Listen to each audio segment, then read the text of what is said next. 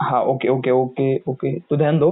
देखो मतलब rate starting को कैसा था, देखो आपको पता है, मैंने पहले भी पढ़ाया था ये, कि स्टार्टिंग को रेट क्या होता है बोलो, फास्ट होता है किसी भी रिएक्शन का।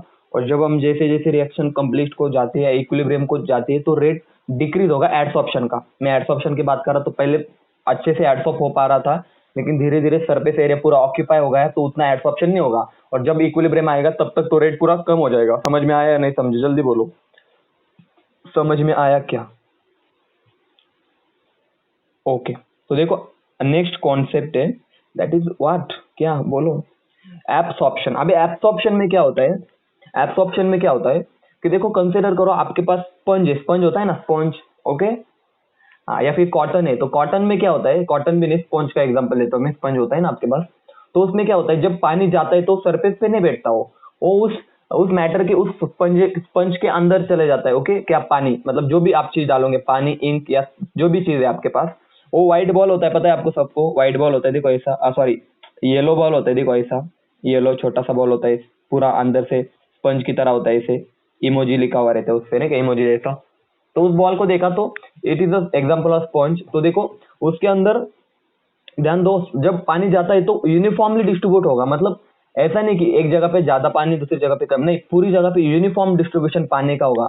मतलब पानी हमारे क्या है बोलो, स्पेसिस है, और उस स्पेसिस का क्या हो रहा है बोलो जल्दी से, एब्सॉर्प्शन हो रहा है। मतलब एब्सॉर्प्शन का मतलब समझो कि when uniform distribution of concentration of chemical species throughout the bulk is known as absorption. Bulk का मतलब मैटर, मतलब जो भी आपका सब्सटेंस है, मतलब जो भी आपका सरफेस सरफेस या फिर मैं बोलूंगा जो भी स्पॉन्ज है उसको हम क्या बोलेंगे, हमारा बल्क है, मतलब मैटर है हमारा। और उस बल्क के अंदर अगर किसी केमिकल स्पेसिस का यूनिफॉर्म डिस्ट्रीब्यूशन हो जाए, क्या बोला मैंने, यूनिफॉर्मली डिस्ट्रीब्यूशन हो जाए, तो उसको हम बोलेंगे कि इट इज एब्सॉर्प्शन। देखो absorption is a bulk phenomena, मतलब ये अंदर होता है किसके, उस मैटर के, उस सब्सटेंस के अंदर की बात चल रही है। देखो absorption is a bulk phenomena, it is a bulk phenomena. और मुझे बोलो एब्सॉर्प्शन क्या है, जल्दी बोलो, एब्सॉर्प्शन क्या है, it is a surface phenomena. चलो दो बात समझ में आई सबको, एब्सॉर्प्शन और एडसॉर्प्शन का, दोनों का डिफरेंस समझ में आया। जो सरफेस के ऊपर होता है दैट इज एडसॉर्प्शन, जो सरफेस के अंदर होता है उसको हम बोलेंगे एब्सॉर्प्शन। बस इतनी बात है, यानी कि बल्क के अंदर जो होता है, जो बल्क फिनोमेना है क्या है, वो एब्सॉर्प्शन है। और जो सरफेस फिनोमेना है उसको हम क्या बोलेंगे, जल्दी बोलो, एडसॉर्प्शन है। चलो सबको समझ में आया क्या, बोलो जल्दी। ओके, वेरी गुड, आया समझ में, ओके। देखो हाँ, अभी यहाँ पे रेट का कुछ मतलब कुछ क्वेश्चन नहीं आता नहीं। अगर कॉन्सेंट्रेशन सेम होता है, मुझे एक बात बताओ, अगर कॉन्सेंट्रेशन सेम है तो क्या रेट चेंज होगा क्या? आंसर इज नो, क्योंकि rate is equal to what, change in concentration divided by time. अगर कॉन्सेंट्रेशन जो चेंज हुआ नहीं तो रेट चेंज होगा क्या, आप बोलो जल्दी। जो काइनेटिक्स के लेक्चर करते हैं उनको समझ में आएगा। रेट क्या होता है बोलो, change in concentration divided by change in time. तो अब मुझे बोलो कॉन्सेंट्रेशन कांस्टेंट है, सही है ना, कॉन्सेंट्रेशन क्या है बोलो, कांस्टेंट है, तो रेट चेंज होगा क्या? Answer is no sir. चलो ये बात भी समझ में आई कि in absorption rate remain same throughout the process. समझ में आया क्या? इसलिए काइनेटिक्स के लेक्चर करना चाहिए। देखो rate is equal to what, change in concentration divided by change in time. मुझे बोलो कॉन्सेंट्रेशन चेंज हुआ क्या? आंसर इज नो, तो क्या रेट चेंज हो गया? आंसर इज नो, रेट भी चेंज नहीं होगा, कॉन्सेंट्रेशन चेंज नहीं हुआ तो। समझ में आया क्या, बोलो जल्दी, आप समझे? यस और नो, यस और no, okay very good.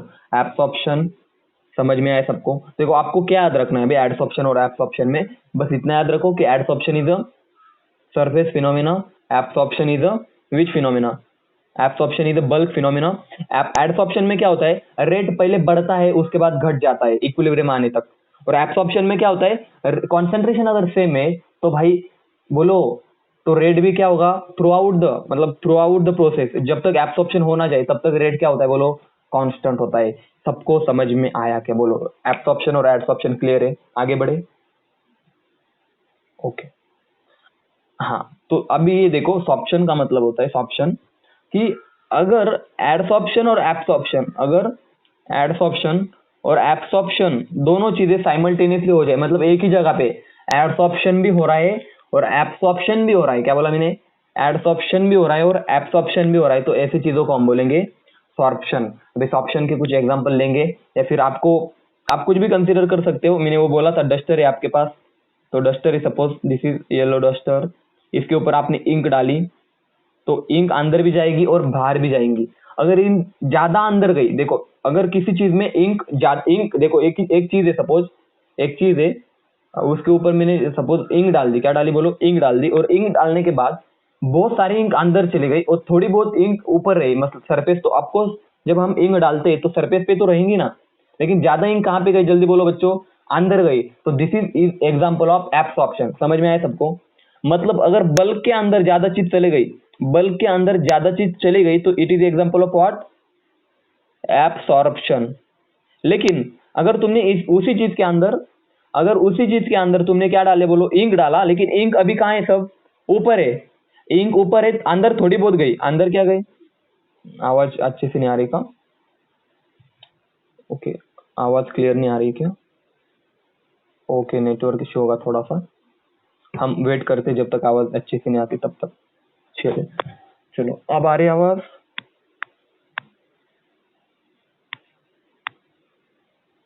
Clear है क्या?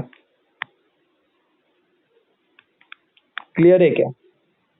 चलो चलो, जाते जाते आगे। देखो मेरे पास कोई चीज है, सपोज एग्जाम्पल के तौर पे एक चीज है, अभी इस चीज में मैंने कोई चीज डाल दी ऊपर से, मतलब कोई इंक वगैरह डाल दी, तो मैंने क्या ऑब्जर्व किया कि ज्यादातर इंक अंदर गई और आवाज की प्रॉब्लम आ रही है।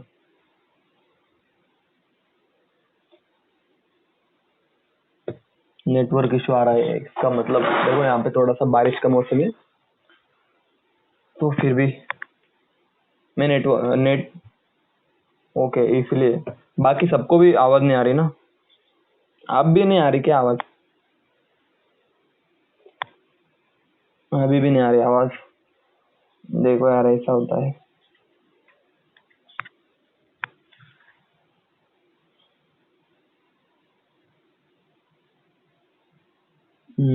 आई थिंक अब आ रही होगी आवाज अच्छे से। अब अच्छे से आवाज आ रही है क्या? नहीं ना, यहाँ पे अभी चेंज नहीं कर सकता रूम, आवाज नहीं आ रही। नहीं ऐसे तो मुझे अभी नेटवर्क चेंज करना पड़ेगा मेरा।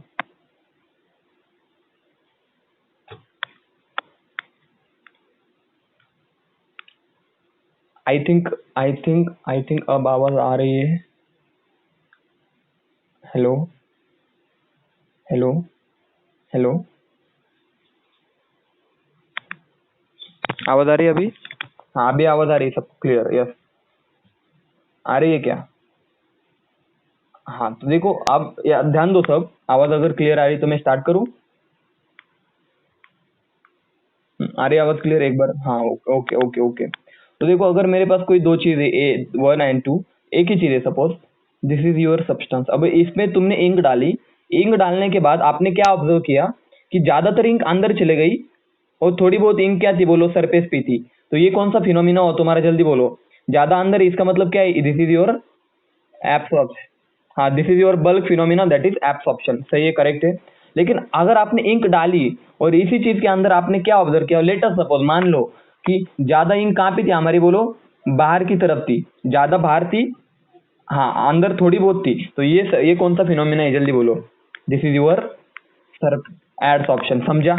लेकिन अगर इसी चीज के अंदर, ध्यान दो सब, अगर इसी चीज के अंदर तुमने इंक डाली और आपने ऑब्जर्व किया कि बहुत सारी इंक अंदर भी थी और बहुत सारी कहाँ थी, जल्दी बोलो, सरफेस पे थी। Now this is not your absorption, not adsorption, this is your which, बोलो, सॉर्प्शन फिनोमिना। समझ में आया सबको? मतलब जब भी किसी चीज के अंदर एडसॉर्प्शन और एब्सॉर्प्शन साइमल्टेनियसली होता है तो उसको हम बोलेंगे सॉर्प्शन। समझे या नहीं समझे, जल्दी बोलो। समझ में आया या नहीं समझे, बोलो जल्दी। आया? आया, वेरी गुड, आया, सबको समझ में आया रे, आप होशियार बच्चे हो। देखो, और देखो, हाँ सपोज अभी एक मिरर है आपके पास और उस मिरर पे मिट्टी बैठी है, सही है ना, बोलते हैं ना आईने पे मिट्टी है, तो आप क्या करोगे, जल्दी बोलो, क्या करोगे? आपको आपकी शक्ल देखनी है, तो आप क्या करोगे? फूक मारेंगे इसको, इसको मारो रे, पहले ये फूक मारने की बात करते हैं। तो आप उसको क्या करोगे? आप कपड़े से पोंछोगे ना, मैं मतलब फूक मारेंगे, मतलब ऐसे फूक मारेंगे, पास में जाके फूक मारेंगे बोलता, ओके। कपड़े से मतलब कपड़ा वगैरह हम क्लीन करेंगे, इसका मतलब हम क्या कर रहे हैं, अभी डिसऑप्शन कर रहे हैं, मतलब पहले जो एडसॉप हुआ था अब हम उसको निकाल रहे हैं। तो अब डिसऑप्शन समझ में आया सबको? इसके पहले समझ में नहीं आया था, अब एग्जांपल से समझाया, समझ में आया? डिसऑप्शन मतलब क्या? It is the reverse process of adsorption. समझे या नहीं समझे? अभी एग्जांपल भी बोला मैंने। हाँ, it is the reverse process of adsorption, so it is a desorption. Okay. हाँ, अब देखो एडसॉर्बेंट क्या होता है, ध्यान दो, सब ध्यान दो। Adsorbent, it is the component at the surface of which adsorption occur. मतलब जिस सब्सटेंस के सरफेस पे एडसॉर्प्शन होता है, या फिर जिस कंपोनेंट के सरफेस पे, किसी भी चीज के सरफेस पे अगर एडसॉर्प्शन हो तो उसको हम क्या बोलेंगे, जल्दी बोलो? एडसॉर्बेंट बोलेंगे। क्या बोलेंगे, जल्दी बोलो? एडसॉर्बेंट। मतलब सपोज आपकी जो आईना था, क्या था बोलो? आईना। अभी आईने पे जो मिरर था आपका, समझे? जो मिरर था, उस मिरर के सरफेस पे क्या हो रहा है, जल्दी बोलो बच्चों? एडसॉर्प्शन हो रहा है। तो मिरर क्या है आपका? एडसॉर्बेंट। समझे या नहीं समझे? समझ में आया क्या? क्या बोला मैंने? मैंने बोला कि मिरर के सरफेस पे एडसॉर्प्शन हो रहा है आपका। आपका मतलब जो मिट्टी के जो कण है उसका, मतलब धूल है जिसका, उसका एडसॉर्प्शन हो रहा है किस पे? मिरर पे। तो मिरर क्या है आपका? Mirror is your adsorbent. मतलब it is the component at which surface at the surface of which adsorption occur. और मैंने बोला था एडसॉर्बेंट तुम्हारा क्या होगा, जल्दी बोलो? एक तो लिक्विड हो सकता या फिर सॉलिड हो सकता। बोलो यहां तक समझ में आया क्या? एडसॉर्बेंट, डिसऑप्शन, सबको समझ में आया क्या? बोलो जल्दी। हाँ, वेरी गुड। अब ध्यान दो, ध्यान दो, अभी ध्यान दो। ओके, ठीक है, चलो देखो। अभी एडसोर्बेट क्या होता है? एडसोर्बेट, हाँ बोल बोल वैभव।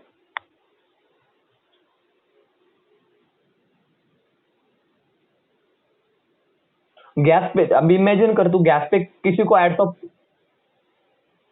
नहीं हो सकता, क्योंकि गैस पे तू कैसे किसी को एडसॉप कर सकता भाई? गैस पे कौन एडसॉप होता है?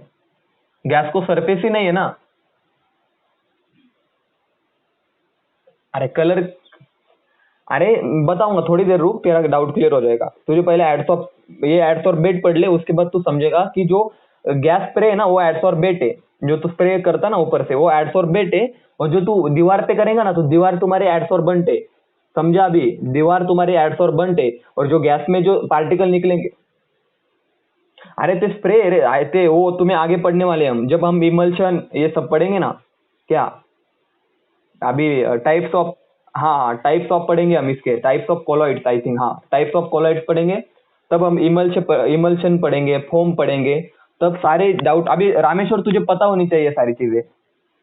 तुझे तो पता होनी चाहिए, क्योंकि तू तो लास्ट ईयर के सरफेस के लेक्चर किए थे तूने, सरफेस केमिस्ट्री के, तो तू एक बार जाके पढ़ ले कि कैसे। हाँ, लेक्चर नहीं किए थे तूने तो फिर वो तेरा फॉल्ट है, लेकिन बाकी को बच्चों को एक बार पूछ ले, फॉर्म क्या होता है, फॉक क्या होता है। और अभी मैं पढ़ाऊंगा कुछ समय बाद, okay, so don't worry about it. Vaibhav, अभी एड्स और बेट देख ले, उसके बाद तेरा डाउट क्लियर हो जाएगा। ओके, चलो आगे बोलो, यस और नो। ओके, एडसॉर्बेट, देखो एडसॉर्बेट क्या होता है? The species which is being adsorbed, मतलब जो स्पेसिस, मतलब जो मिट्टी के जो कण थे, धूल के जो कण थे ना, वो मिरर पे बैठ रहे थे, तो जो मिट्टी की जो कण थे, धूल थी, वो क्या था तुम्हारा? बोलो एडसॉर्बेट था। क्या था बोलो? एडसॉर्बेट। और मिरर क्या था तुम्हारा? ओके, मिरर क्या था तुम्हारा? एडसॉर्बेंट था। समझे या नहीं समझे? मतलब ये एडसॉर्बेट, ये देखो ये येलो वाले दिख रहे हैं ना, ये तुम्हारे एडसॉर्बेट। मतलब ये कोई भी तुम्हारा गैस या गैस के पार्टिकल है, गैस के पार्टिकल है, चलो गैस गैस के पार्टिकल मान लो। मतलब ये आयरन रॉड है, ये आयरन की रॉड है, और इसके ऊपर ऑक्सीजन आके बैठ गया, ऑक्सीजन, समझे? कोई भी गैस आके बैठ गया। ओके, अब हाँ, कोई पूछेगा नहीं सर कैसे बैठेगा वगैरह वगैरह, बहुत सारी फोर्सेस होती है, वंडरवॉल फोर्सेस, जो 11th के बच्चों को नहीं पता, लेकिन समय के साथ उनको भी बता दूंगा मैं। 12th के बच्चों को पता है। ओके, आपकी केमिकल बॉन्डिंग नहीं हुई, इसलिए आपको थोड़ा सा प्रॉब्लम आएगा, लेकिन 12th के बच्चों को अच्छे से पता है, तो आप बस सुनते जाओ, एकदम सुनते जाओ अच्छे से। देखो, इस सरफेस पे अगर किसी चीज का कोई भी चीज आके बैठ गई तो इसको बोलेंगे एडसॉर्बेट। और ये क्या है तुम्हारा? बोलो सरफेस, इसको क्या बोलेंगे? एडसॉर्बंट। और इस फिनोमिना को क्या बोलेंगे? एडसॉर्प्शन। समझे या नहीं समझे? सबको समझ में आया क्या? एडसॉर्बेट, एडसॉर्बंट, एडसॉर्प्शन। ओके, सबको समझ में आया? बोलो यस और नो। ओके, डेफिनेशन समझो। Adsorbate is the species which been adsorb, मतलब जो स्पेसिस क्या होती है? जो स्पेसिस एडसॉर्ब्ड होती है। क्या बोला? जो स्पेसिस एडसॉर्ब होती है उसको बोलते हैं एडसॉर्बेट। और एडसॉर्बेंट मतलब क्या रहे? जिस स्पेसिस के सरफेस के ऊपर क्या होता है बोलो, एडसॉर्प्शन होता है, उसको बोलेंगे, उसको क्या बोलेंगे, एडसॉर्बेंट। चलो सबको क्लियर है, डिसऑप्शन समझा, एब्सॉर्प्शन समझा, एडसॉर्प्शन समझा, एडसॉर्बेट समझा, एडसॉर्बेंट समझा। देखो यहाँ पे बेट आता है, बेट, बेट मतलब बैठना, तो ये बैठता है ना इसके ऊपर आके, समझे, ये शॉर्टकट याद रखो ट्रिक। एडसॉर्बेट मतलब बैठना, हाँ, तो ये इस पे आके बैठता है एडसॉर्बेंट पे, इसलिए एडसॉर्बेट और एडसॉर्बेंट में कंफ्यूज मत होना। चलो हम आगे बढ़ते थोड़ा सा। आप देखो, अब मजा आने, यहाँ से एक क्वेश्चन कंफर्म आने के चांसेस बढ़ जाते हैं। जब मैं थर्मोडायनेमिक्स पढ़ा रहा हूँ तो समझ लेना कि ये थोड़ा सा इंपॉर्टेंट चैप्टर है और यहाँ से क्वेश्चन आना शुरू हो जाते हैं। ओके,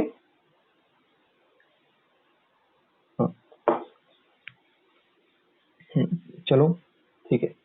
हाँ, जो 11th के बच्चे हैं उनको थोड़ी सी तकलीफ होगी, क्या बोला मैंने, उनको थोड़ी सी तकलीफ होगी, लेकिन आपको ये तकलीफ थोड़ी सी सहन करनी होगी। आपको बस रिजल्ट याद रखना है, क्योंकि थर्मोडायनेमिक्स आपको है नहीं। मैं नीट के अप्रोच से पढ़ा रहा, क्या बोला मैंने, नीट के अप्रोच से पढ़ा रहा मैं। थर्मोडायनेमिक्स आपको 11th में है नहीं, और 12th में, जब आप 12th पढ़ोगे और तब ये पॉइंट पढ़ना आपको अच्छे से समझ में आएगा, और मैं कोशिश करूंगा आपको बता सको। Okay okay. और जो 12th के बच्चे हैं, उनको पता होना चाहिए कि अगर कोई स्पॉन्टेनियस प्रोसेस है, मैंने पहले भी बोला था, बहुत बार बोला है, कि किसी भी स्पॉन्टेनियस प्रोसेस के लिए डेल्टा जी जो होता है, Gibbs free energy, delta G होता है, वो कैसा होता है बोलो, निगेटिव होता है। अगर किसी रिएक्शन को होना है, ए से बी में जाना है, समझो, अगर कोई रिएक्शन ए से बी में जा रही है, तो इस रिएक्शन के लिए, अगर ये रिएक्शन स्पॉन्टेनियस का मतलब समझो, अगर रिएक्शन खुद ब खुद हो रही है, अगर रिएक्शन खुद ब खुद हो रही है, तो इसमें से कुछ ना कुछ एनर्जी रिलीज होगी। देखो, ए से अगर बी में जाना है, तो मुझे एक बात बताओ, अगर हम ए से बी में जा रहे हैं, तो मुझे बोलो ए स्टेबल है या बी स्टेबल है, जल्दी बोलो, बोलो ए स्टेबल है या बी स्टेबल है। तो answer is sir be stable है, क्योंकि बी क्या है, तुम्हारा प्रोडक्ट है, ये स्टेबल है, अदरवाइज रिएक्शन होती नहीं ना। अगर बी अनस्टेबल होता, क्या बोला मैंने, अगर बी अनस्टेबल होता तो क्या ए बी में जा पाता, आंसर इज नो। इसलिए बी स्टेबल है और ए अनस्टेबल है, और ये स्टेबल क्यों है, क्योंकि इसमें से कुछ अमाउंट ऑफ एनर्जी रिलीज हुए, इसीलिए मैंने यहाँ पे लिखा है for spontaneous process delta G must be negative. मतलब अगर कोई रिएक्शन खुद ब खुद होती है ना, तो उसमें से कुछ तो भी एनर्जी रिलीज होगी, और उस एनर्जी को हम बोलेंगे इट इज हमारी गिब्स फ्री एनर्जी। क्या बोलेंगे हम उसको, गिब्स फ्री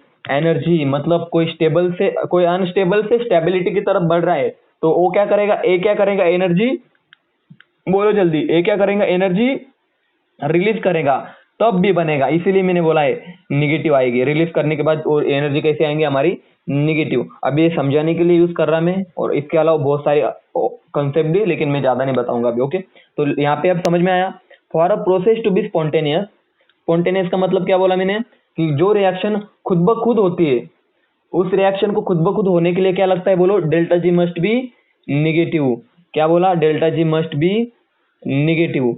यहां तक समझ में आया क्या, बोलो जल्दी, जल्दी बोलो, यस और नो, बोलो। Very good, very good. Negative का मतलब क्या होता है रे, बोलो, डेल्टा जी क्या होना चाहिए, लेस देन, डेल्टा जी क्या होना चाहिए, बोलो, लेस देन जीरो। तो यहाँ पे लिखा है delta G is less than zero, मतलब निगेटिव मतलब जीरो से कम ही आएगी ना। तो देखो, पढ़ लो पहली चीज, for a process to be spontaneous, for a process, reaction या प्रोसेस, देखो एडसॉर्प्शन एक प्रोसेस है, तो हम एडसॉर्प्शन की बात करेंगे। For a process to be spontaneous delta G must be negative. मतलब इस सरफेस पे जब कोई ए आके जुड़ेगा, इस सरफेस पे जो पार्टिकल आके जुड़ेंगे, अगर इसको जुड़ना है, तो डेल्टा जी क्या चाहिए, बोलो, निगेटिव। मतलब ये जब जुड़ेंगे तो कुछ ना कुछ एनर्जी एक रिलीज करेंगे, क्या बोलेगा मैंने, जब जुड़ेंगे तो कुछ तो भी बॉन्ड वगैरह कुछ तो भी फॉर्म होगा, मतलब इससे अब स्टेबिलिटी बढ़ेगी। एडसॉर्प्शन क्यों हो रहा है भाई, इसको यहाँ पे जाने के बाद कुछ तो भी अट्रैक्शन है, और आपको पता है जब अट्रैक्शन होगा इसके सरफेस के और ए के बीच में, क्या बोला मैंने, जब एडसॉर्प्शन होगा सरफेस और किसके बीच में, सरफेस के बीच में, और इन पार्टिकल्स के बीच में, तो क्या रिलीज होगा, बोलो, एनर्जी रिलीज होगी। इसलिए यहाँ पे लिखा है the process to be spontaneous delta G must be negative, that is delta G is less than zero. मतलब एडसॉर्प्शन प्रोसेस के लिए अगर पूछा डेल्टा जी क्या है, तो बोलो it is less than zero, या फिर मैं बोलता हूँ इट इज अ निगेटिव। यहाँ तक सबको समझ में आया या नहीं, बोलो जल्दी, जल्दी बोलो। हाँ, बोल बोल, डाउट क्या है, बोल, बोल क्या डाउट है, बोल जल्दी।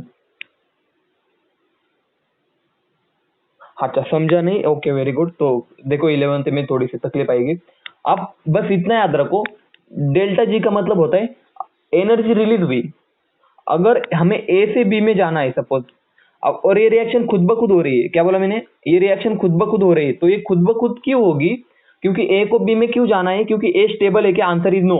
ये अनस्टेबल है, ए की एनर्जी ज्यादा है, अब उसको बी में जाना है तो वो एनर्जी क्या करेगा, जल्दी बोलो, रिलीज करेगा, और अपने एनर्जी कम करने के बाद बी में जाके वो क्या हो जाएगा, जल्दी बोलो, स्टेबल हो जाएगा। तो मुझे बोलो एनर्जी रिलीज हुई या गेन हुई, जल्दी बोलो, इस रिएक्शन में एनर्जी रिलीज हुई या गेन हुई, जल्दी बोल, बोल जल्दी। हेलो, क्या हुई, गेन कैसे हुई भाई, मैंने बोला था तुम्हें, अरे इसके पास एनर्जी मोर थी, ज्यादा थी, अब यहाँ से आने के बाद इसके पास एनर्जी लेस है, और ये ज्यादा स्टेबल है, this is more stable, this is less stable. जितनी एनर्जी ज्यादा होती है ना किसी के पास, तो बहुत अनस्टेबल होता है, और जिसके पास एनर्जी कम है वो स्टेबल है। तो ए बी में क्यों जाएगा, बोल क्यों जाएगा, उसको स्टेबल होना है। ए बी में खुद ब खुद क्यों जाएगा, देखो खुद ब खुद जा रहा है वो, ये रिएक्शन स्पॉन्टेनियस है। स्पॉन्टेनियस का मतलब होता है कि कोई भी रिएक्शन जब खुद ब खुद होती है तो उसको बोलते हैं मतलब विदाउट, मतलब हम किसी फोर्स वगैरह कुछ अप्लाई नहीं करते उस पर, कुछ भी नहीं करते, हीट नहीं देते, कुछ नहीं देते, और रिएक्शन खुद ब खुद होती है, तो उसका रीजन है उसको स्टेबल होना होगा। तो ए को बी में जाना है मतलब उसको स्टेबल होना है। तो अब मुझे बोलो ए की एनर्जी ज्यादा है, बी की कम है, तो इस रिएक्शन में एनर्जी रिलीज हुई या गेन हुई, अब बोल, बोल आंसर दे। हेलो, जल्दी बोलो रे, रिलीज हुई या गेन हुई एनर्जी, जल्दी बोल, इस रिएक्शन में एनर्जी बाहर गई या अंदर आई, जल्दी बोल। रिलीज हुई मतलब, हाँ मतलब उसको हम बोलते हैं निगेटिव, इसीलिए उसको निगेटिव साइन, मतलब जो भी देखो, जब एनर्जी देते हैं ना तो उसको पॉजिटिव से रिप्रेजेंट करते हैं किसी रिएक्शन के लिए, और जब एनर्जी रिलीज होती है तो उसको निगेटिव से रिप्रेजेंट करते हैं। इसीलिए मैंने बोला डेल्टा जी मतलब ये एनर्जी ये एनर्जी है, इसको बोलते हैं गिब्स फ्री एनर्जी, तो क्या बोलो, निगेटिव है। आप समझा, for a process to be spontaneous delta G must be negative. समझा या नहीं समझे, जल्दी बोलो, समझ में आया, अंडरस्टूड, ओके। तो देखो अभी रिज्वाइन कर लो सब,